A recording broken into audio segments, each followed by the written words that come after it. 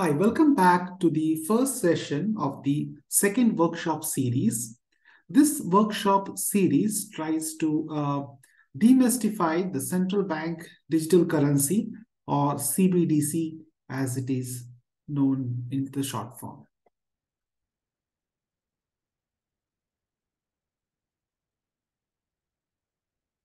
What we would learn today. Firstly, we will see how CBDC works. What are the implementation examples? The difference between UPI or IMPS or other digital instant payments in the Indian context. What are the advantages? And finally, we will have a risk check. So first, let's try to understand how CBDC works.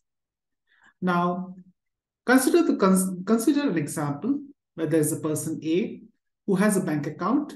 He downloads the digital rupee app through a mobile phone. So the digital app is tightly linked to his mobile SIM.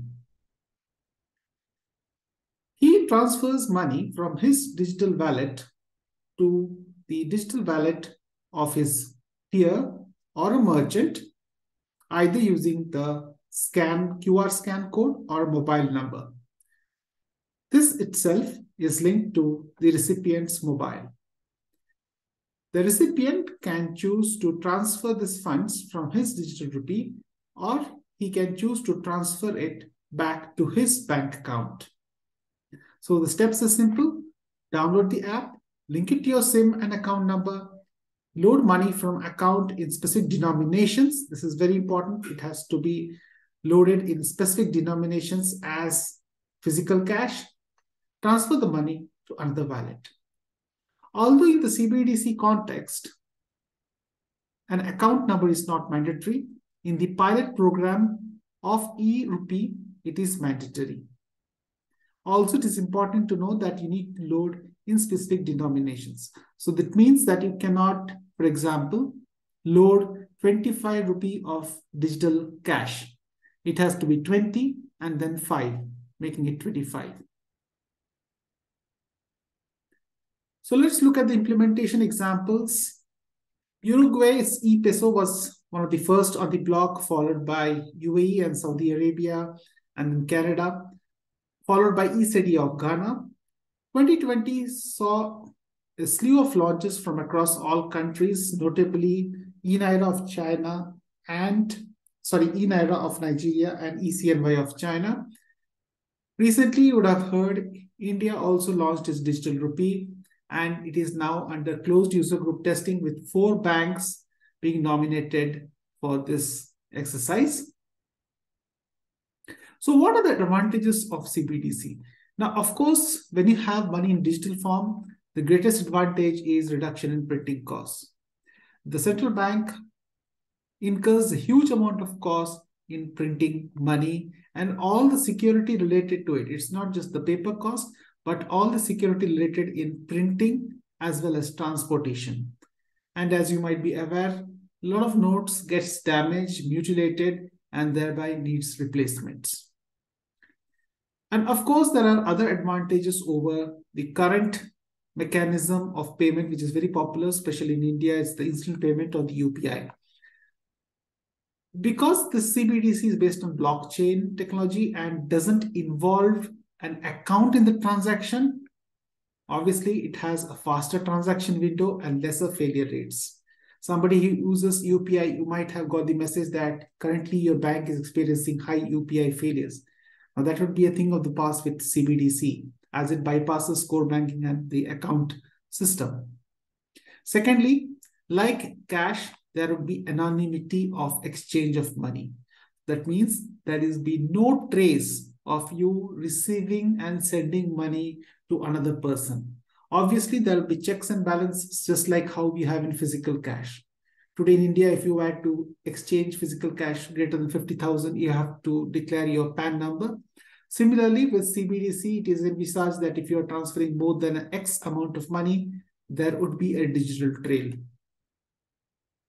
Thirdly is the absence of interbank settlement. Because account numbers are not involved, it's a wallet-to-wallet transfer, just like how you do a wallet-to-wallet transfer for Paytm. There is no interbank settlement. thereby reducing the role of the bank in this transaction and thereby decreasing their costs. Now, if CBDC has so many advantages, why would somebody want to continue with UPI? UPI has its own advantages and we don't see its demise very soon. First of all, an UPI continues to earn interest as the money lives in an account till the transaction is initiated.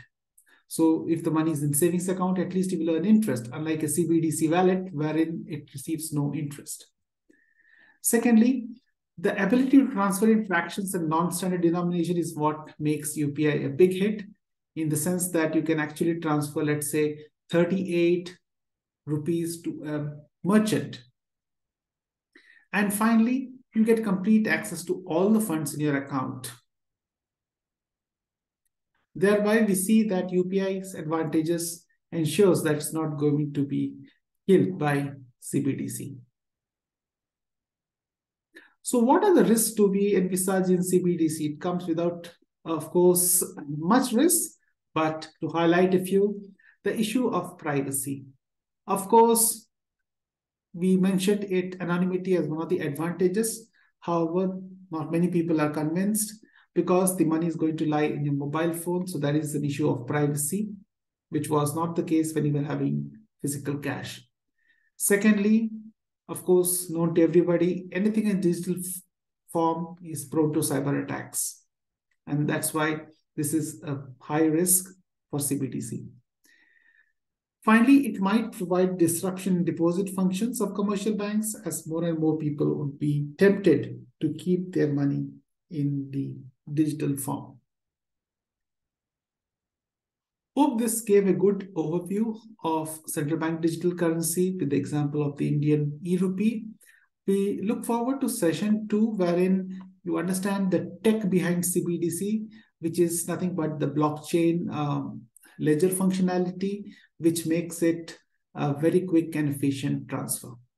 Thank you.